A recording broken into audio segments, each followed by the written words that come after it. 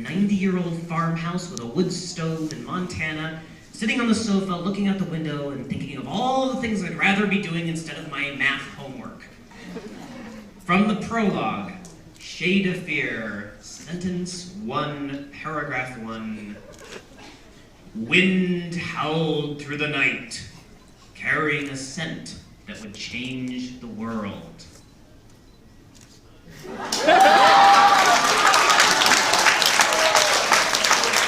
Okay, who's got a copy of Eldest? Yes. Ooh, you got a deluxe edition. I don't know, I might keep this one. So now one of the things I had a huge amount of fun with in this series are the languages. And I put quite a bit of work into them. Not as much as Tolkien put into his, but then I wanted to finish mine in my lifetime. So, oh, this is the deluxe edition. Sorry, I gotta find what I'm looking for. Okay, so the ancient language is based partially on Old Norse, which I think gives it a nice sound and feel. So this would be the blessing the elves use in the ancient language. And I apologize beforehand, I have a horrible, horrible accent in Elvish. I cannot roll my R's properly in Elvish. I roll my R's by wiggling my uvula. And I know, it sounds horribly obscene, doesn't it? I can't do it with the tip of my tongue like you're supposed to. But in any case, here's a bit of Elvish. Atra sterni on Othelduin, Arner lief on Inheritence owner, undu everina on Ovarda. So it has a nice lilting quality, as you can tell. But what I really like, and what Gerard rather hates, is my Dwarvish. Because this one I invented from scratch, and it has a great throaty, meaty feel. You can just sink your teeth into it.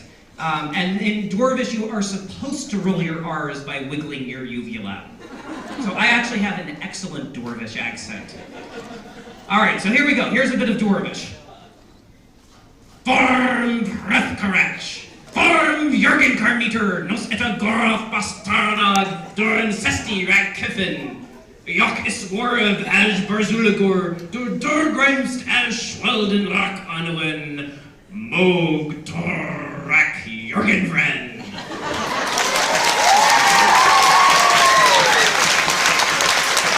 Thank you.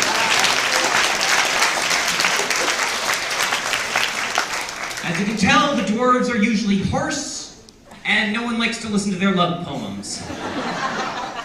All right, now, I actually have a copy of Inheritance. Ooh! That's bad. Okay, who's got Brissinger? Oh, okay, you're closest. Ooh, that is a well-loved copy. This is my favorite line in the whole book. I've written many beautiful lines in the book, I think, including one about bumbulation and a bumblebee, but which was probably a bit much. But in any case, this is my favorite line in the whole book, and I know this betrays something horrible about myself, but nevertheless, you want to hear it?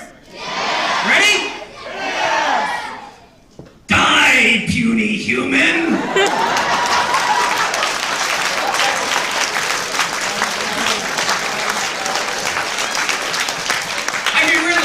What is the point of writing fantasy if you can't write lines like, die, puny human? There is no point. Alrighty now. This one's gonna be fun. Assuming I can find the page. Here we go. This is the very first time I get to read the final version of this scene from the hardcover Inheritance in the United States at the launch event. This is from the end of the first chapter, and yes, this is a cliffhanger. Well, it's not quite a cliffhanger. You'll see what it is.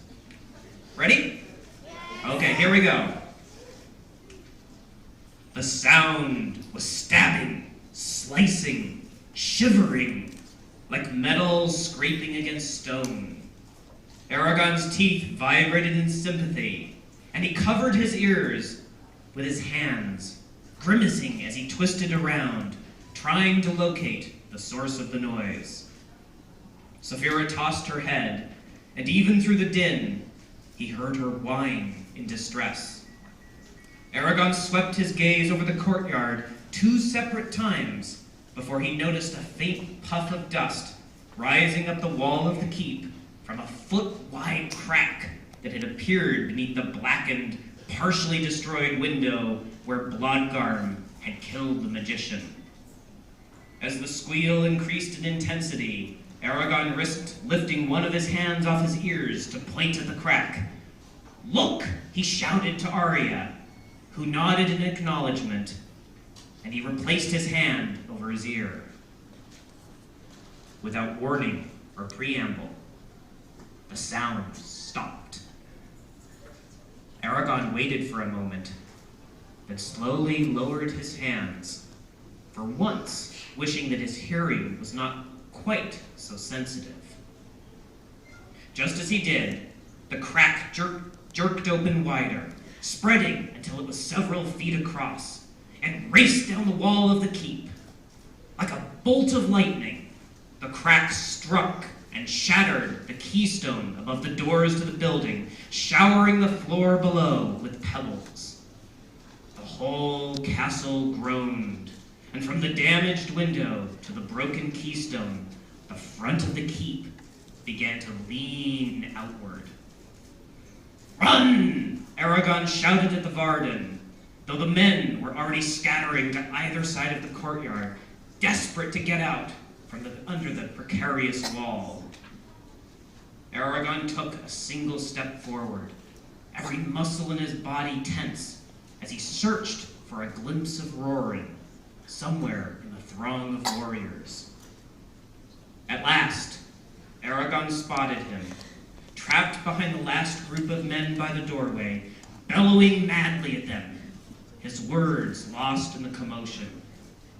Then the wall shifted and dropped several inches, leaning even further away from the rest of the building, pelting Roran with rocks, knocking him off balance, and forcing him to stumble backward under the overhang of the doorway. As Roran straightened from a crouch, his eyes met Eragon's, and in his gaze, Eragon saw a flash of fear and helplessness, quickly followed by resignation, as if Roran knew that no matter how fast he ran, he could not possibly reach safety in time.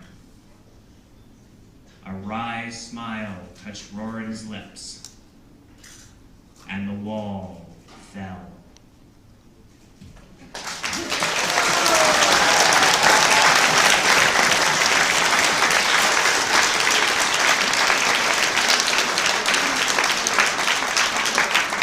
Does he live? Does he die? Buy your copy now and find out. All right, well, before